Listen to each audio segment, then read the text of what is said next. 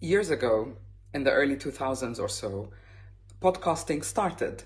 And my late husband said, you should get onto podcasting. And I said, I don't know what to say. And then one day he got me the kit that the BBC was using at the time, which is a portable kit with a mic and a recorder. And I started that way. Well, not really quite that way. What he did is one day I was sitting down working, writing a book, and then suddenly he just pushed the mic in front of my face and he said, how do you deal with fear? So what you're going to hear today is the very early podcast. And I think I started in 2004. And my podcast at the time was called Psychic Podcasts, and it reached number 3 on iTunes. If you have missed any of those early episodes, please go back, download them and listen to them. Absolutely amazing interviews with leaders in their field, where I really, my aim was to demystify what is intuition, what is energy, and what is being psychic. See you soon. Hello, Sahar. Today we'd like to ask you about the problems of fear. Why do people, so often find it very difficult to get rid of fears, basic fears? I think it's very difficult to get rid of basic fears because it is actually part of the old brain or the basic brain. I mean, what do you mean by that?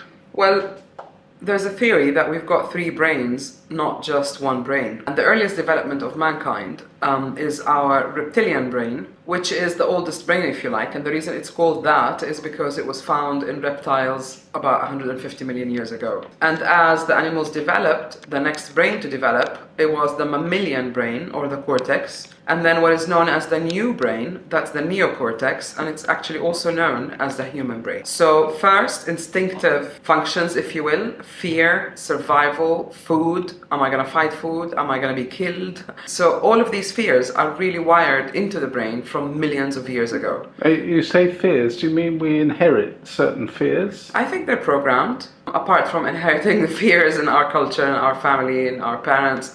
But I'm really talking about the basic emotions that we feel. So what examples could you give? Fear of death, fear of invasion. You know, my space is going to be invasion. You could be someone who's looking for the right partner on one hand, and then on the other hand, unknown to you, you're really afraid that your space is going to be overcome, that someone else is going to be in control.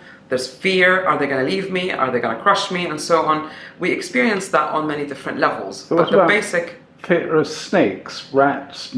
That is really the basic fear, and I think it goes back when also our survival was threatened by such animals and such things that were going on in the world. So these things are really, if you like, genetically embedded perhaps, or the brain is wired to them.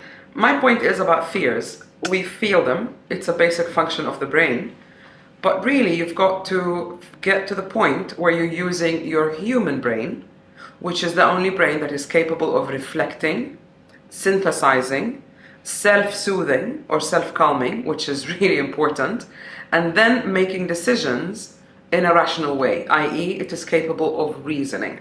So you feel the fear for whatever reason, whatever it's coming from, you go through the emotions, and then you get to the human brain where you start calming yourself down and you say, all right, this is an unknown situation. I'm afraid to get through with this. However, my life isn't really threatened. It is not going to be the end of the world. Even if this relationship doesn't work out, there'll be something there for me. I can only be me. I can only accept what's good for me, and so on. So that is ability of human beings as opposed to mammals or reptilians. So if you like, for me, the reptilian brain is gear 1. The mammalian brain, which is the emotional brain, is gear 2. And the human brain is gear 3. So what you're saying is that basically we're thinking like lizards. No, I'm saying become aware which part of the brain are you using or responding from.